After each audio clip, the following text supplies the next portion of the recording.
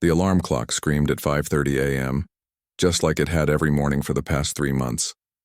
Lisa rolled over and hit the snooze button, her tired eyes stinging from another restless night. She had been working double shifts at Mel's diner, and her body was starting to show the strain. Dark circles had taken permanent residence under her eyes, and her uniform hung a little looser each week. But Lisa didn't have a choice. Her mother's medical bills were piling up faster than she could pay them, and the treatments weren't covered by insurance. Every dollar mattered now.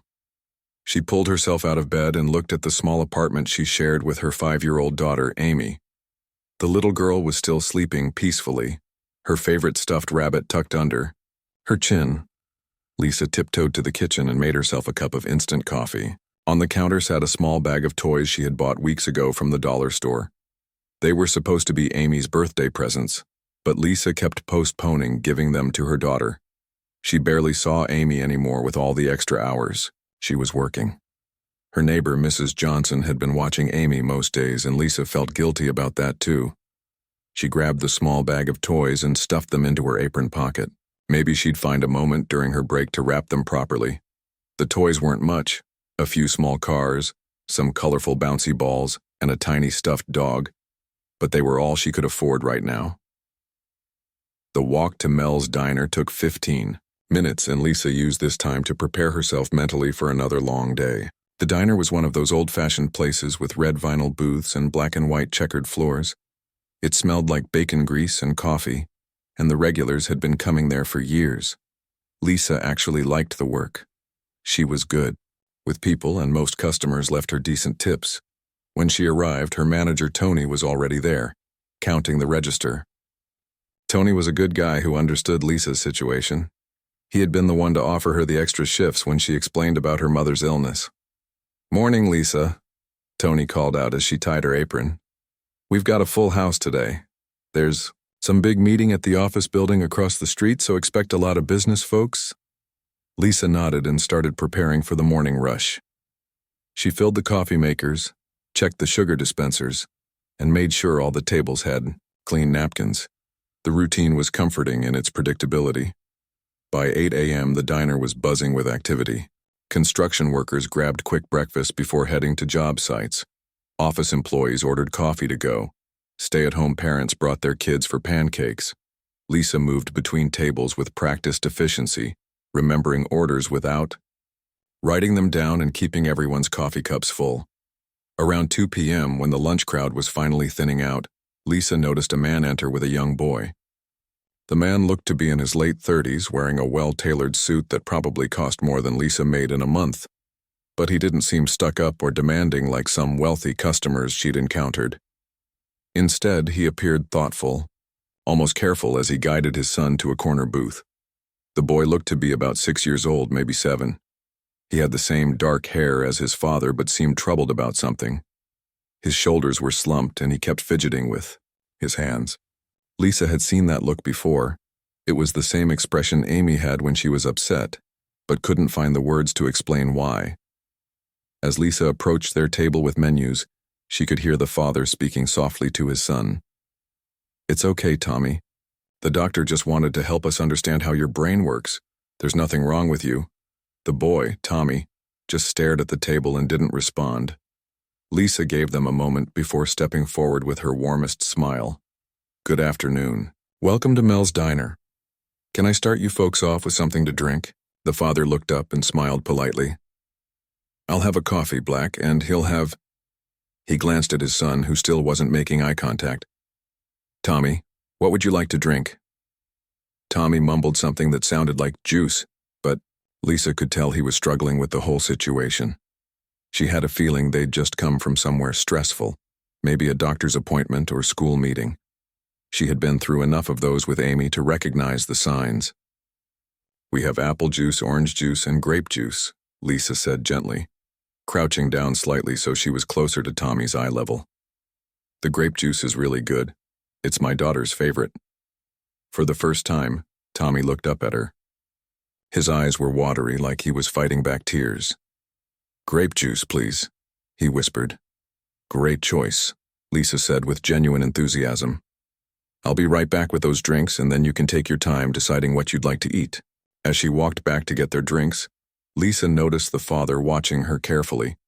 He seemed surprised by how naturally she had connected with his son.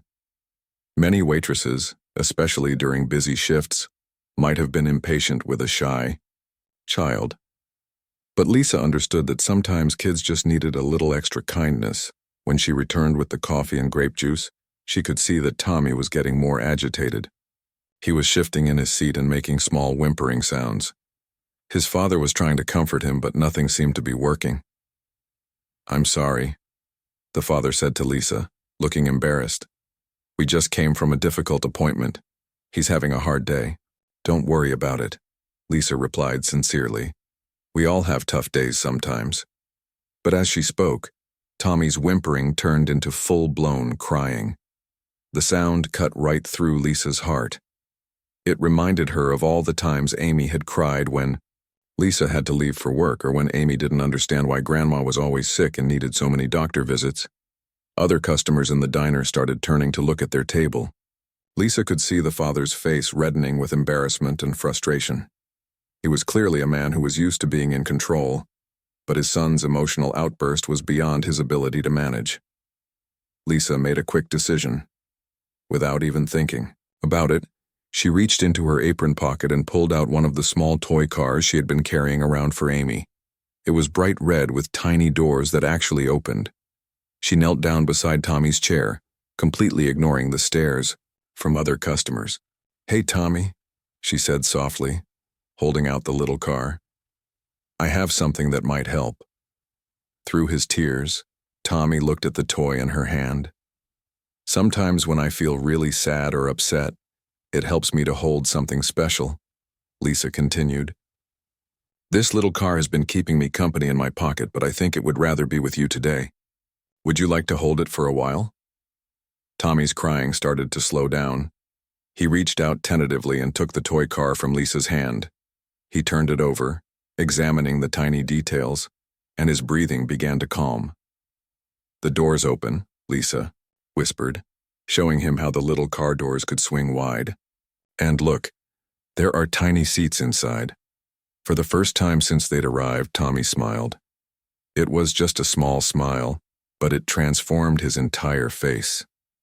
He held the car close to his chest and looked up at Lisa with grateful eyes. "Thank you," he said quietly. Lisa felt her own eyes getting a bit misty. She had just given away one of Amy's birthday presents, but seeing Tommy's smile made it completely worth it. Sometimes the best gifts were the ones you gave when someone needed them most. The little red car seemed to work like magic. Tommy held it carefully in his small hands, turning it over and over, fascinated by the way the tiny doors opened and closed. His tears had stopped completely, and the tension that had been building in the diner began to fade away. Lisa stood up slowly, giving Tommy a gentle pat on the shoulder. "Feel better?" she asked softly. Tommy nodded, still clutching the toy car.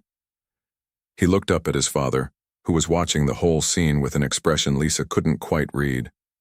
There was surprise there, definitely, but also something deeper.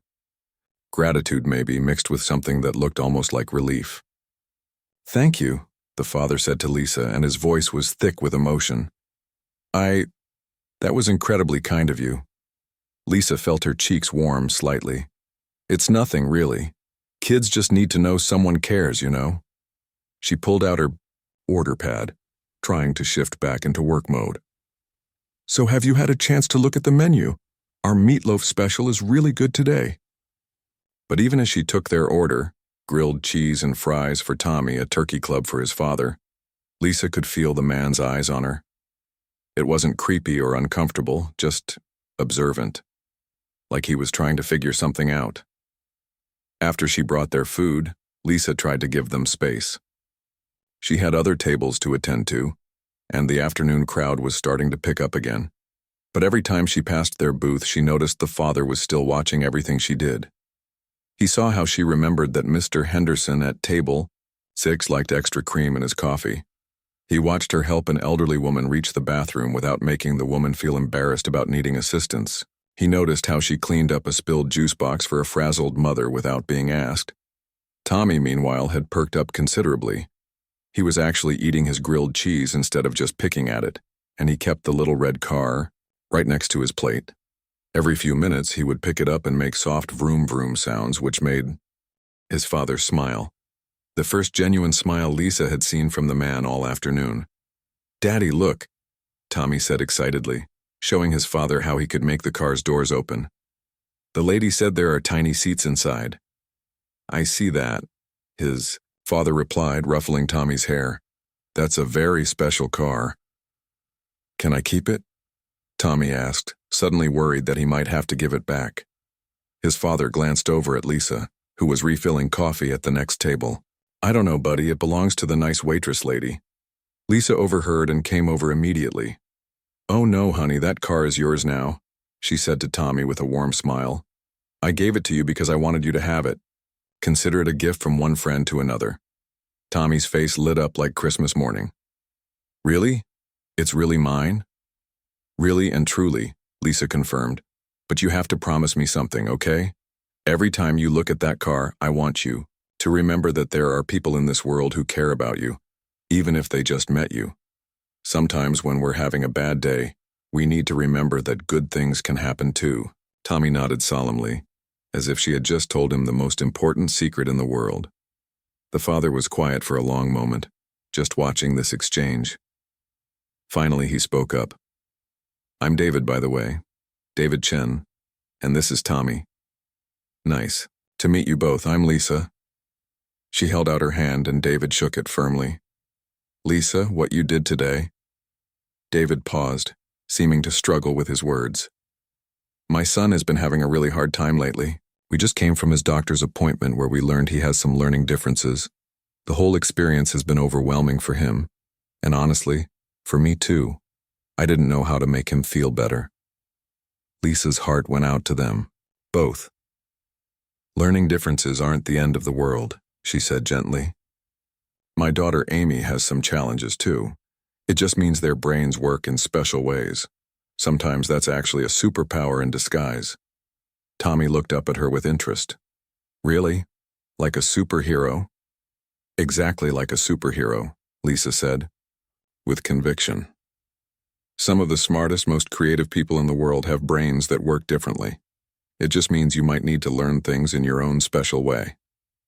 David was staring at her again, but this time Lisa could see something like amazement in his eyes.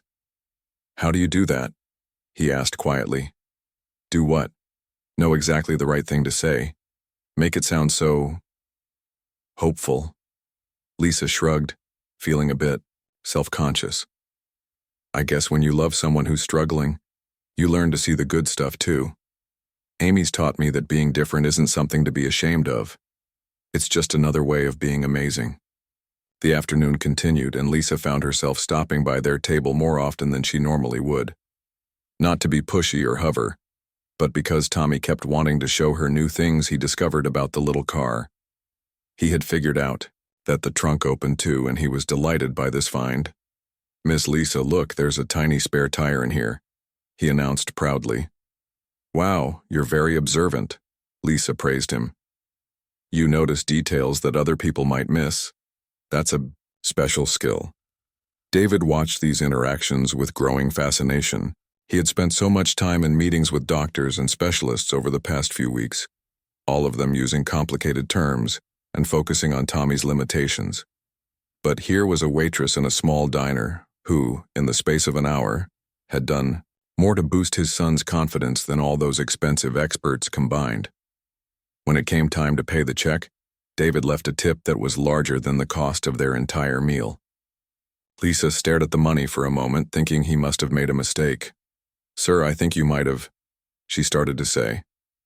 "No mistake," David said firmly. "That's exactly what I meant to leave." Lisa felt tears prick her eyes.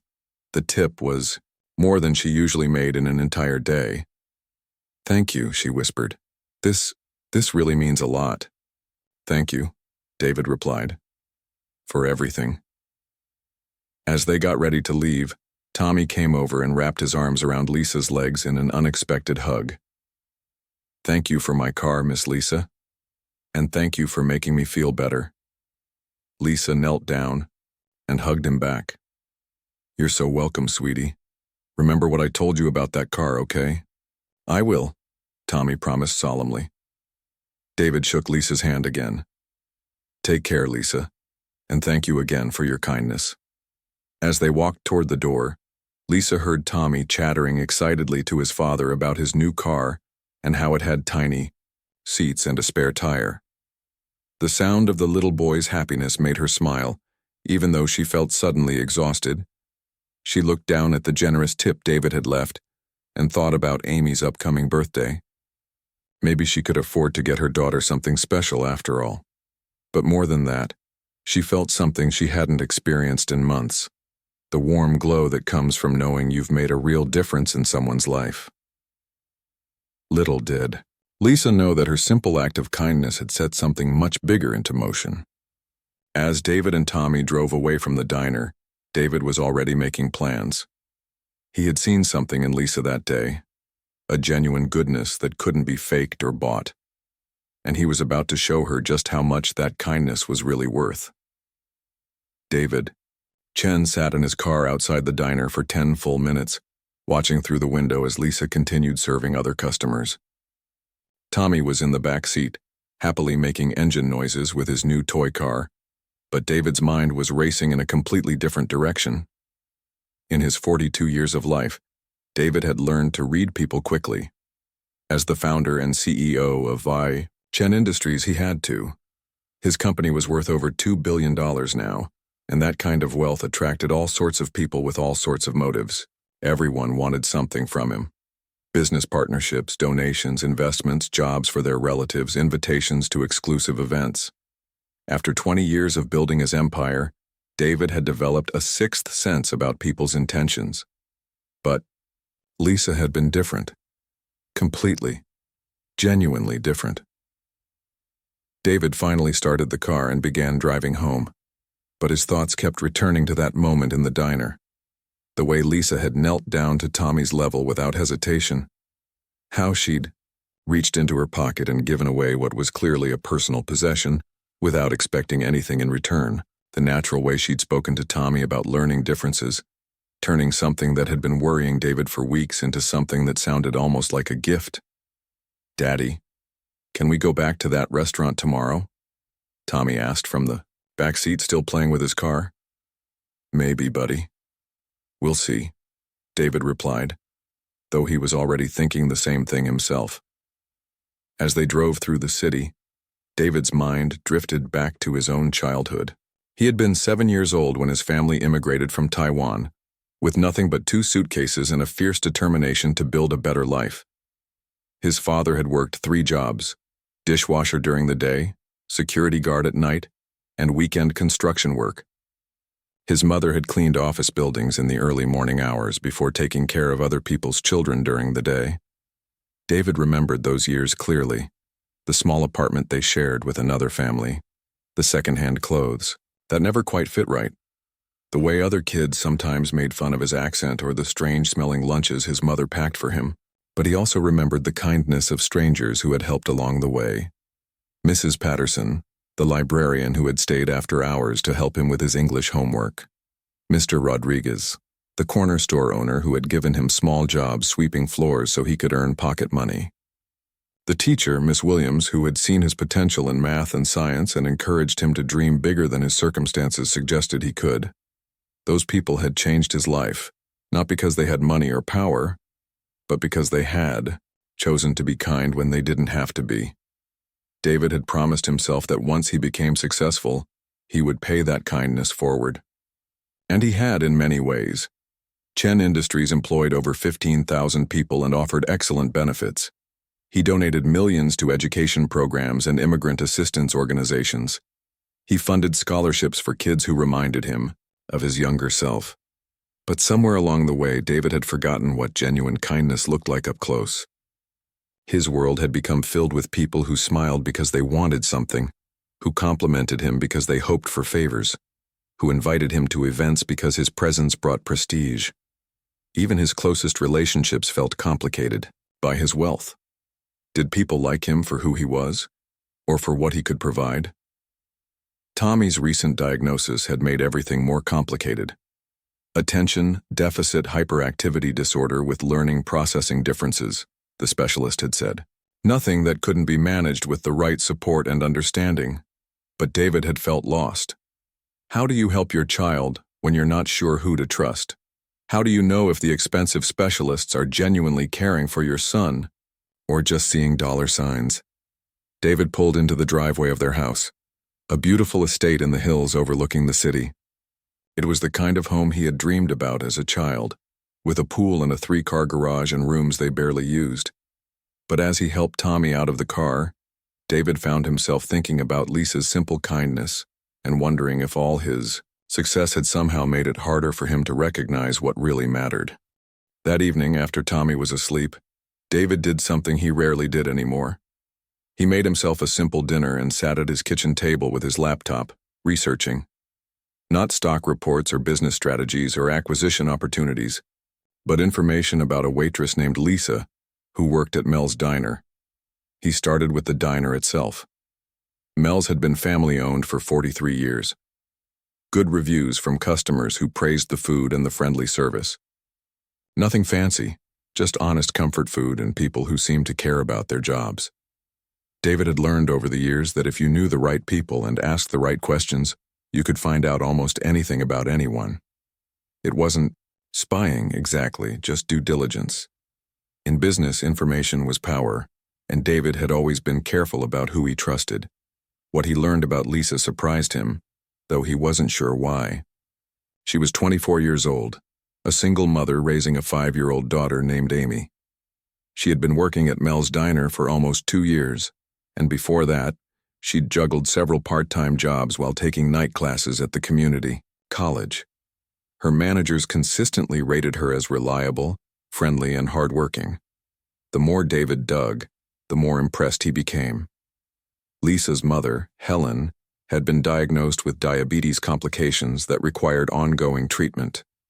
Lisa had taken on extra shifts and postponed her own education to help pay for her mother's medical care. Despite her financial struggles, Lisa had never missed a day of work, never complained to her co-workers, and had actually been saving money in a small emergency fund for Amy's future education. Her co-workers described her as someone who always volunteered to cover difficult shifts, who remembered everyone's birthdays, who brought homemade soup when someone was sick. The kind of person who made everyone around her feel a little bit better about their day. David leaned back in his chair, staring at his laptop screen. This was exactly the kind of information that usually made him skeptical. People who seemed too good to be true usually were, in his experience. But something about the consistency of the reports, the way multiple people independently described Lisa's character, made him believe it was genuine. More importantly, Tommy's reaction to Lisa had been immediate and authentic. David's son was usually shy around strangers, especially after difficult experiences like doctor visits. But Lisa had connected with Tommy in a way that seemed effortless and natural. She hadn't been performing or trying to impress anyone. She had simply seen a child who needed comfort and had provided it without thinking twice. David thought about the toy car Lisa had given Tommy. It was clearly not expensive, probably something from a dollar store or discount shop. But the way she had presented it to Tommy, the story she had told about it keeping her company, the gentle way she had explained how holding something special could help when you felt sad, that had been worth more than any expensive toy David could have bought. As he prepared for bed that night, David found himself making a decision that would have seemed impossible just that morning. He was going to go back to that diner. Not just once, but regularly. He wanted to observe Lisa more, to understand what made her different from all the people who filled his daily life with their calculated friendliness and transparent motives. But, more than that, David was beginning to think that Lisa might be exactly the kind of person Tommy needed in his life right now. Not another specialist or tutor or therapist, but someone who saw children as whole human beings deserving of kindness and respect. Someone who understood that sometimes the most powerful healing came not from expensive treatments or fancy degrees, but from simple human compassion offered at exactly the right moment. David fell asleep that night with an idea forming in his mind, an idea that would change not just Lisa's life, but his and Tommy's as well. 3 days had passed since that afternoon at Mel's diner, but Lisa couldn't stop thinking about the father and son who had come in. She found herself wondering how Tommy was doing with his toy car, whether he was feeling better about his doctor's appointment. The generous tip David had left was safely tucked away in her savings jar at home, money that would go toward her mother's next medical appointment. It was Thursday afternoon, and Lisa was in the middle of her usual lunch rush when she looked up from wiping down a table and froze. There they were again, David and Tommy, standing at the entrance of the diner. Tommy was clutching the little red car in his hand, and when he spotted Lisa, his whole face lit up with excitement. "Miss Lisa! Miss Lisa!" Tommy called out, practically bouncing on his toes. "We came back." Lisa felt her heart warm as she walked over to greet them. "Well, hello there, Tommy. How's your special car doing?" Tommy held up the toy proudly. "I've been taking really good care of it, and guess what? I showed it to my teacher and she said it was very cool." "That's wonderful," Lisa said, genuinely pleased. She looked up at David, who was watching the interaction with that same thoughtful expression she remembered from their first meeting. "It's nice to see you both again." "Would it be possible to get the same booth as last time?" David asked politely. "Of course, right this way." As they settled into the corner booth, Lisa noticed that Tommy seemed much more relaxed today. He was sitting up straighter, making eye contact, and even smiled when she handed him a kid's menu, even though he probably couldn't read most of it yet. "So, what can I get you folks to drink today?" Lisa asked, pulling out her order pad. "Grape juice," Tommy announced confidently. "The good kind that your daughter likes." Lisa laughed. "Coming right up. And coffee for you, sir?" "Actually," David said, and there was something different in his voice, something more serious. "Would it be possible to speak with you privately for a moment? When you have time, of course. I don't want to interrupt your work." Lisa felt a flutter of nervousness in her stomach. Had she done something wrong? Had Tommy's parents changed their mind about him keeping the toy? Sure. Let me get your drinks first and then I can take a quick break." She brought them their beverages and told Tony she needed 5 minutes. Her manager nodded. Lisa never asked for breaks during busy periods, so he knew it must be important. David suggested they step outside onto the small patio area beside the diner, where they could talk privately while still keeping an eye on Tommy through the window. "Is everything okay?" Lisa asked, unable to hide her worry. "Tommy seems like he's doing better." "He is doing better," David said quickly. "Much better, actually. And that's what I wanted to talk to you about." He paused, seeming to choose his words carefully. "Lisa, what you did for my son the other day, it meant more to me than I think you realize." Lisa felt her cheeks redden. It was just a little toy. Anyone would have done the same thing. David shook his head. "No, they wouldn't have. And it wasn't just the toy, it was the way you spoke to him, the way you made him feel seen and valued. You turned one of the worst days he's had in months into something positive." Lisa didn't know what to say to that.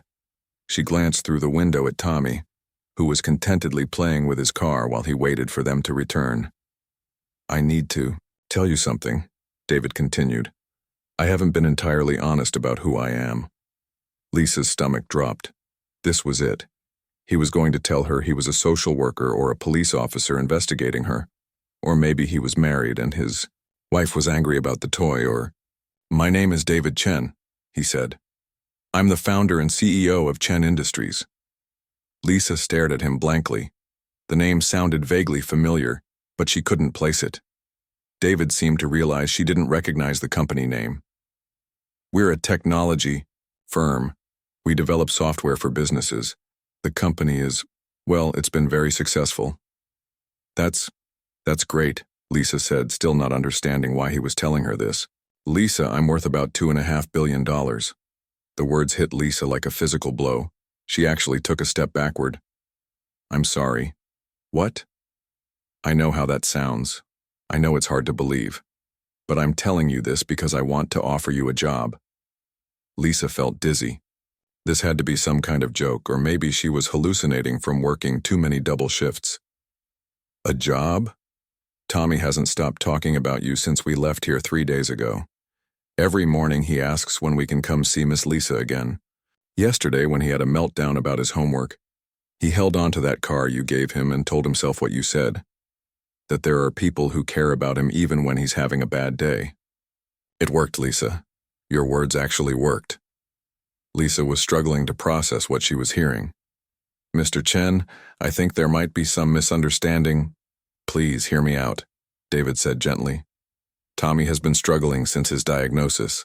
We've tried therapists, special tutors, social skills coaches, all very expensive, all very qualified professionals, but none of them connected with him the way you did in one afternoon. Through the window, Lisa could see Tommy waving at them. She waved back automatically, her mind spinning. What I'm offering, David continued, is a position as Tommy's companion and learning support specialist. You would work with him after school and on weekends, helping him with homework, taking him to activities, just being the kind of positive influence you already are. The salary would be $85,000 per year plus full health insurance for you and your family. Lisa felt like the ground had disappeared beneath her feet. $85,000, she whispered, plus benefits, plus paid vacation time, plus a budget for educational activities and field trips. David watched her face carefully. I know this is overwhelming. I know it probably sounds too good to be true. Lisa's eyes filled with tears. That much money would solve every financial problem she had. Her mother could get the best medical care available. Amy could go to a good school. Lisa could finish her education, maybe even buy a little house instead of renting their tiny apartment. But why me? She asked, her voice shaking. I'm just a waitress. I don't have any special training or degrees in child development. You have something more valuable than any degree, David said firmly. You have genuine compassion and you have the natural ability to connect with children. You see Tommy as a person, not as a problem to be solved. Do you know how rare that is? Lisa wiped her eyes with the back of her hand. This is crazy. You don't even really know me. I know enough, David said. I know that you work double shifts to pay for your mother's medical care. I know that you gave away one of your daughter's birthday presents to comfort a child you'd never met. I know that your coworkers describe you as the most caring person they've ever worked with. I know that you're putting your own education on hold to take care of your family. Lisa stared at him in shock. How do you know all that? David had the grace to look slightly embarrassed. I may have done a little research. I hope you don't mind. When you're in my position, you have to be careful about who you trust around. Your child? And you want to trust me? Lisa asked, still unable to believe this was really happening. I already do trust you, David said simply. Tommy trusted you instantly, and kids are usually better judges of character than adults. Will you at least think about it? Lisa looked through the window at Tommy again. He was showing his toy car to an elderly man at the next table, chattering away happily. 3 days ago, this same little boy had been crying inconsolably. The transformation was remarkable. I need to ask you something, Lisa said. Is this charity? Because I don't want to take charity. This is absolutely not charity, David said firmly. This is a job offer for a position I genuinely need filled. Tommy needs someone like you in his life, and I'm willing to pay fairly for that kind of specialized care. Lisa took a deep breath. Can I have some time to think about it? Of course. Take all the time you need. David reached into his wallet and pulled out a business card. Here's my direct phone number. Call me when you're ready to talk more. As they walked back inside, Lisa felt like she was floating. Tommy looked up at them expectantly. Are you going to work with us, Miss Lisa? He asked with hopeful eyes. Lisa knelt down beside his chair. Maybe, sweetie. We're still talking about it. Tommy grinned. I hope you say yes. We could have so much fun together. Looking into his bright, trusting face, Lisa was beginning to think she already knew what her answer would be. 6 months later, Lisa stood in the kitchen of her new apartment, making breakfast for Amy before school. Sunlight streamed through the large windows, illuminating the spacious rooms that still felt almost too good to be true. The apartment had 2 bedrooms, a real dining room, and even a small balcony where Amy could play with her toys. "Mom, can Tommy come over after school today?" Amy called from her bedroom, where she was getting dressed in her new school uniform. "He promised to show me how his reading app works." "We'll have to ask his dad," Lisa replied, smiling as she flipped pancakes. The friendship between Amy and Tommy had bloomed naturally over the past months. Both children had needed a friend who understood what it was like to learn differently, and they had found that understanding in each other. Lisa's phone buzzed with a text from David. "Running a few minutes late this morning. Tommy's excited about the Science Museum trip today." Lisa had been working as Tommy's learning companion for half a year now, and every day still felt like a gift. The job was exactly what David had promised: challenging, rewarding, and perfectly suited to her natural abilities. Tommy had thrived under her patient guidance, and his confidence had grown in ways that amazed everyone who knew him.